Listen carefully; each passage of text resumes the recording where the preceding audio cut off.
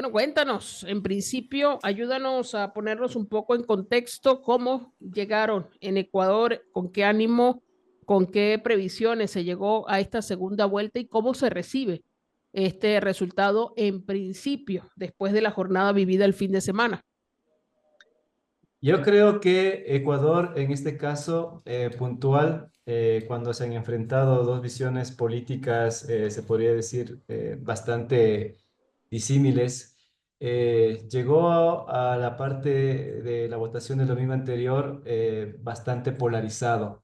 Una población que realmente estaba bastante bombardeada por publicidad donde las ideas de los problemas reales del país no estuvieron bien claros. Y claro, todo este marketing político lo que ha hecho básicamente es profundizar esta polarización política, donde lamentablemente, y es un poco mi perspectiva, tenemos más un vendaje que cae justamente en elevar la figura de caudillos y no preocuparse justamente de los problemas reales del país. Para contextualizar, nosotros tenemos ahora, hay cifras que dicen que tenemos 100.000 niños fuera del sistema educativo, otras cifras hablan de 300.000 niños del sistema educativo, y estos niños, niños y adolescentes, justamente están formando parte, por ejemplo, de los grupos criminales que están ahora, digamos, azotando ciertas regiones del Ecuador.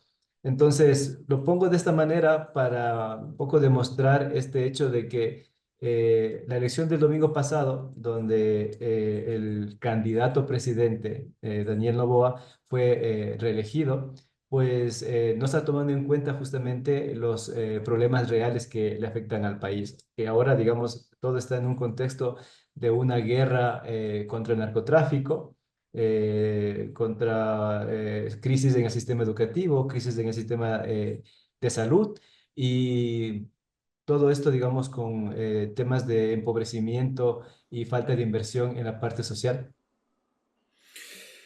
Leonardo, has puesto sobre la mesa el tema de la seguridad, ¿no? El tema de uno de los retos que enfrenta el país. El año pasado veíamos con estupor como en la provincia de Guayas, entiendo, en Guayaquil, un canal de televisión fue asaltado, unas imágenes que le dieron la vuelta al mundo de un grupo de personas armadas entrando a un set donde se narraba un noticiero. Y más allá de ese hecho puntual, era el control que tenían las bandas criminales sobre la población en algunas zonas. Esto en el último tiempo, con esto que tú has llamado la guerra contra el narcotráfico, ha cambiado, ha empeorado, hay perspectivas de mejoría. No hay perspectivas de mejoría porque este hecho que tú mencionas está ahora incluso cuestionado en respecto a su veracidad. ¿En qué sentido?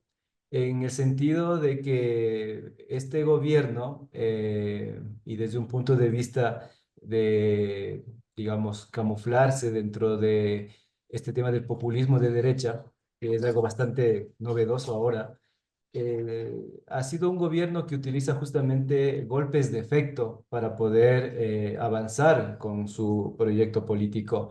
Eh, Sin embargo, en el tema de violencia, que esto también podría catalogarse en este sentido, han existido otros hechos mucho más preocupantes, lamentablemente, justo en la ciudad de Guayaquil. Y aquí, digamos, es muy lamentable volver a recordar, por ejemplo, el asesinato o la desaparición de 4 niños de sectores populares, donde ahora los principales sospechosos son los militares y los policías. Este hecho se conoce ahora como los 4 niños de las Malvinas, porque fueron niños de un sector muy popular de Guayaquil y que lamentablemente se dio en diciembre del año pasado. Esto ha traído unas consecuencias sobre el debate de justamente de la seguridad. Y en este sentido que tú mencionas, Héctor, claro, se cuestiona exactamente cuál es el motivo de la guerra y quiénes son los que están pagando las consecuencias al respecto. Aquí también quiero matizar con una cifra. Hasta el momento en Ecuador Según algunas organizaciones que están haciendo los monitoreos, manifiestan que ya han muerto en esta guerra 300 niños menores de 12 años. Entonces, no es una cifra que se pueda despreciar cuando tienes estos antecedentes. Sin tal vez desmerecer el hecho de que canales o medios de comunicación puedan ser blancos de este tipo de ataques, lo que sí hay que también manifestar es que en algunos casos la violencia puede también ser como justamente un arma para dar estos golpes de efecto y que la percepción, la opinión de las personas pueda cambiar hacia tal o cual idea política. Bueno, precisamente de este último aspecto que mencionas, Leo, la percepción de la gente y el efecto que este tipo de situaciones provoca. Bueno, vemos promesas sobre elementos de seguridad que han llevado en otros países a otras personas a la presidencia, y ahí está el caso de El Salvador. Y la combinación esta de promesas entre seguridad y estabilidad económica, que al final es otro tipo de seguridad, la seguridad económica, ¿no? De las familias, pareciese que termina atrayendo de alguna manera a los electores sin que terminen de sopesar las otras cosas de fondo. ¿Sería ese del caso en el Ecuador? Este tipo de situaciones que describes, de ser así, habría impactado, habría generado beneficios para la campaña de Noboa, provocando realmente su reelección en este pasado fin de semana. Em, Según el Frente Unitario de Trabajadores, que como un avance este 1 de mayo va a salir a las calles a protestar en el contexto justamente del Día Internacional del Trabajador, manifestó hace unos pocos días que en el Ecuador actualmente hay 6 millones de pobres, donde está mezclado entre pobres, pobres, digamos, que no tienen empleo, están en ese tema de subempleo y el trabajo informal ha subido. Eh, es un poco complicado decir si esta cifra realmente representa un tipo de bonanza económica cuando no tienes del otro lado justamente una educación de calidad y una servicios de salud de calidad. Eh, Ahora el país está atravesando un debate, si se quiere, por un tema de la dolarización, donde la campaña sirvió básicamente para especular mucho si es que salíamos de ella o nos manteníamos en ella. Entonces, estos dos elementos creo que contrastan bien el tema de que este marketing político lo que sí ha logrado es confundir a la gente para que piense de que las actuales circunstancias económicas son buenas, dejando de lado mucha dignidad, dejando de lado muchos derechos laborales y dejando de lado también una perspectiva real de crecimiento económico. Y no hablemos de otro tema como por ejemplo el tema de la redistribución de la riqueza, que en este caso el Estado sería como el garante de todo eso. Sin embargo, y por otros temas que están conexos, el Estado ahora está bastante débil, no tiene la capacidad de poder garantizar justamente estos temas. Y claro, la visión económica del gobierno de Daniel Noboa tiende a ser específicamente totalmente neoliberal. Caso puntual es que hace un mes más o menos estuvo a punto de vender el campo de producción petrolera más importante del país, que según los mismos trabajadores de Petroecuador, que es la empresa estatal de petróleos del Ecuador, mencionaban que anualmente ese campo da alrededor de 1.500 millones de dólares. Y el gobierno lo quería vender de una sola en 25 años, para 25 años, justamente en 1.200 millones. Entonces, Mm. la relación que existe entre el bienestar económico, como tú me preguntas, está atada básicamente a precarizar las condiciones laborales y de derechos para que la gente, entendería, pueda justamente conformarse con lo básico y poder vivir de una manera totalmente infrahumana.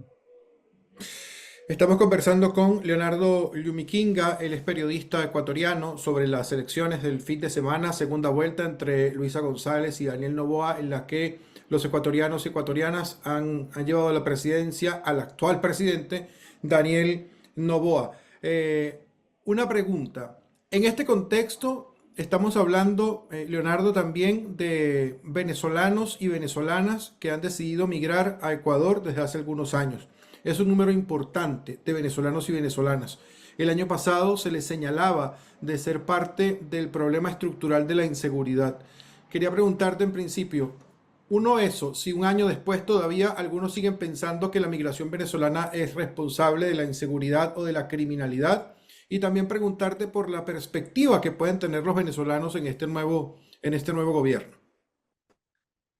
En este tipo de gobiernos que tiene estos caracteres totalitarios, yo diría inclusive hasta un tanto fascistas, los actores sociales tienden a convertirse en una especie como de conejillo de Indias o de entes bastante instrumentalizados. No recuerdo muy bien cuándo fue la visita de este señor Edmundo González y Corina Machado acá al Ecuador, pero fue en este año, justamente creo que antes de la primera vuelta. Y ahí sucedió algo que creo que pasó desapercibido dentro de lo que la opinión pública ecuatoriana, muy direccionada por influencers, periodistas pagados y medios de comunicación a favor del gobierno, estaban generando una narrativa, ¿no?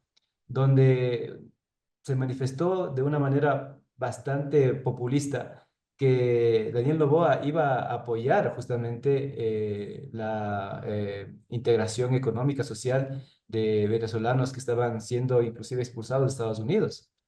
Pero esto cayó mal, digamos, acá dentro de la idiosincrasia del pueblo ecuatoriano, porque claro, comienzas a mirar este hecho de ver que no miras por tu pueblo y terminas favoreciendo a otros. Incluso, digamos, fue tan direccionado de esa forma que la misma candidata Luisa González también lo dijo en el discurso de una manera bastante superficial, ¿no? Que no cayó bien. Pero ¿qué sucedió? Porque recuerda que te decía Irán y Héctor que el gobierno de Daniel Noboa es un gobierno de golpes de efecto.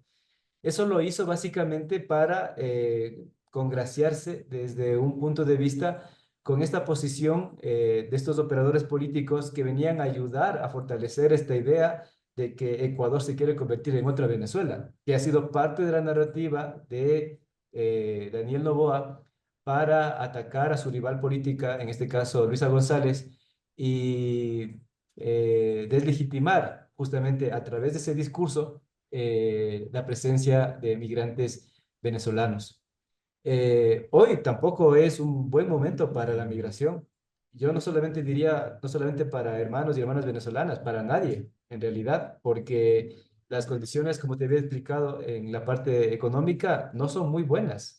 El salario básico aquí en Ecuador está alrededor de $400 si es que eres legal. Si no eres legal, va contando para abajo.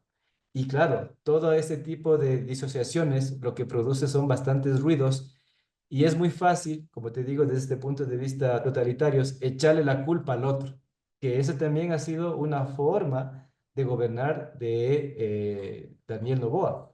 Golpes de efectos, marketing político y esta idea de populista de echarle la culpa al otro, ¿no? La culpa no tiene el gobierno, la culpa tiene la migración, la culpa lo tienen la gente negra en este caso, la culpa lo tienen los indígenas que son inconsecuentes, la culpa la tienen las mujeres que quieren más, o sea, es básicamente un poco esas ideas totalitarias que están presentes ahora dentro de la política ecuatoriana y que lamentablemente uno termina mirando cómo gente de sectores populares apoyan justamente a un empresario, entre comillas, exitoso, que está bastante cuestionado, incluso con indicios de narcotráfico.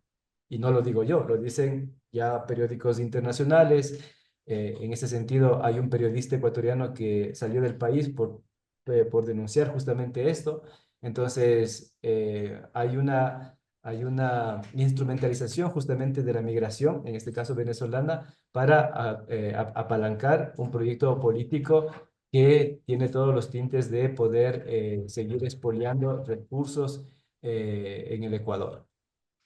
Ahora, Leo, ¿cómo llegamos de este análisis que tú nos dices, de esta descripción del contexto, cómo llegamos al fin de semana y este resultado electoral? Además, ¿cómo reaccionan el resto de los actores políticos que también hacen vida en Ecuador? Este tema de la polarización te ubica en que si estás conmigo eres mi amigo, si no estás conmigo eres mi enemigo. Ahora es muy temprano para que el tejido social y de las otras organizaciones puedan tener acercamientos o acuerdos mínimos. Empiezo un poco por el tema, esto que también se ha posicionado, que es el famoso anticorreísmo que estaba representado con Daniel Noboa. Eh, la campaña de Daniel Noboa realmente ha sido algo que no se ha visto en años. Eh, Primero se pasó el código de la democracia y la constitución por entre las piernas, logró cooptar todo el tema del Tribunal Contencioso Electoral para que todo lo que él, digamos, proponía a nivel electoral, pues se cumpla, y también cooptó el Consejo Nacional Electoral. Eso es clarísimo. Aparte de eso, logró hacer una campaña con todo el aparataje del Estado. O sea, en ese sentido no hay duda, inclusive hasta para los más incrédulos, que Daniel Noboa utilizó el Estado justamente para hacer campaña. Y no solamente él, sino también todos sus aliados políticos, sus asambleístas. No hubo como por lo menos una especie de vergüenza de decir, lo voy a hacer por lo menos un poco camuflado. No, fue de frente. ¿A qué te refieres en concreto? ¿Cómo se evidenció eso de aprovechar su posición y los recursos del Estado para hacer campaña? Por ejemplo, en el caso de los asambleístas, cuando ya estaban cerrados los tiempos para justamente hacer proselitismo político, había gente que entregaba cosas, ollas de inducción, cocinas de inducción a la gente, digamos, de regiones rurales. Y lo sacaban en TikTok, lo sacaban en canales digitales. No tenían como medida de decir, no lo voy a hacer. En el caso del presidente de Daniel Noboa, por ejemplo, el Código de la Democracia dice que tú debes pedir licencia para ser candidato. Él no lo pidió, él se saltó totalmente ese aspecto. Por no mencionar incluso el hecho de que no permitió que su vicepresidenta, elegida en la elección pasada, pueda ocupar ese espacio por las disputas políticas que tenía, y se inventaba figuras que en esta idea de golpe de efecto, pues mantenían en vilo a la opinión pública. Por ejemplo, en ese mismo sentido, nosotros ahorita todavía seguimos en un estado de excepción que se dio antes de las elecciones, y que, claro, eh, es un poco como implantar el miedo para que tal vez no se tenga mayor reflexión sobre que tal vez estas elecciones, y como lo ha dicho, por ejemplo, en este caso la CELAC, hay indicios de fraude. Entonces, son temas que se van conectando. Pero lo más importante, y lo vuelvo a recalcar, es que ahora Ecuador, justamente por todas estas maneras de gobernar, no está mirando los problemas reales. En este momento Ecuador no está mirando los problemas reales. Leonardo, ¿hay denuncias concretas ante el Consejo Nacional Electoral de hechos puntuales sobre posible fraude en algún centro específico, en algún evento específico? Sí, pero paradójicamente de la candidatura contraria. ¿A qué me Ya. refiero? A que las noticias lo que sacaron el fin de semana es que encontraron 3 papeletas marcados con la lista 5, ¿no? Que es la lista de Luisa González. Que en tal parte hubo tal persona que estaba haciendo proselitismo por la R5. Pero aquí viene una anécdota que es demasiado burda. eh, una de las últimas acciones en esta dinámica de golpe de efecto es que el Consejo Nacional Electoral prohibió que tú puedas tomar la fotografía de tu voto para que lo pongas en redes sociales. Lo prohibieron. Entonces, la multa va de 9.000 a $32.000 si tú te atreves a tomar la fotografía de tu voto. Eh, en los canales, digamos, un poco más independientes, salió la fotografía de una persona que le multaron. O sea, tiene el papelito que dice, bueno, usted no sé de dónde se sacará, tiene que pagar $9,000.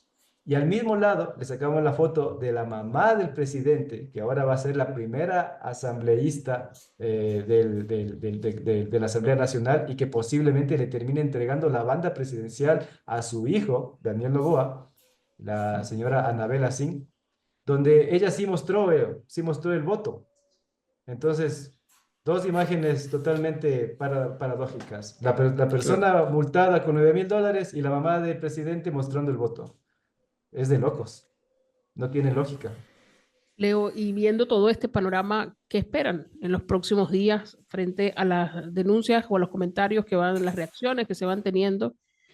Algunas también en el plano internacional de quienes hacen concierto con la postura de Luisa González, otras como en México que prefieren ser más prudentes y aguantarse para pronunciarse, otros que se pronuncian para respaldar los resultados publicados por el Consejo Nacional Electoral de Ecuador. ¿Cómo van viendo y cómo va esto permeando el ambiente en Ecuador?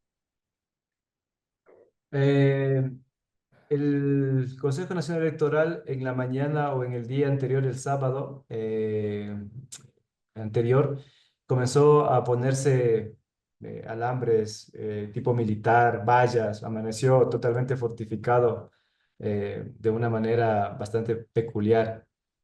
Eh, Eso daba indicios como que iba a existir algunos brotes de violencia por los resultados. Y en realidad no hubo nada de eso, no hubo nada de eso. Hoy la población podría decir que está tranquila, los resultados no van a poder cambiar, eso creo que hay que también ser muy honestos, no van a poder cambiar. Y hay un segundo escenario que se visibiliza en el mediano plazo, que es justamente de lucha política, ya que Daniel Noboa, entre sus objetivos políticos, está el hecho de llamar a una nueva asamblea constituyente. Una nueva asamblea constituyente que de por sí tampoco la tiene muy fácil y que pudiera parecer el nuevo campo de batalla política y social que se avecina. Eh, Ahora la gente está, digamos, relativamente calmada. No hay, digamos, como más allá de cosas que se dicen por ese mismo tema del fraude. Y bueno, más bien lo que me da la percepción es que es un tema que terminó. O sea, como decía al principio yo, la cantidad de propaganda que se produjo de lado y lado fue exagerada. O sea, tú veías campañas de todo lado por canales digitales, las calles, la radio, la televisión. De hecho, hay un dato también interesante. Daniel Noboa, al parecer, gastó en esta campaña electoral entre la primera y segunda vuelta $12 millones. Entonces, es una cifra significativa para todo este logro, si se quiere, político del partido que él representa y todos sus aliados. Entonces, no hay noticias de que existan, digamos, manifestaciones en contra de lo que ya está puesto. Pero sí te adelanto que eso todavía, digamos, no ha terminado.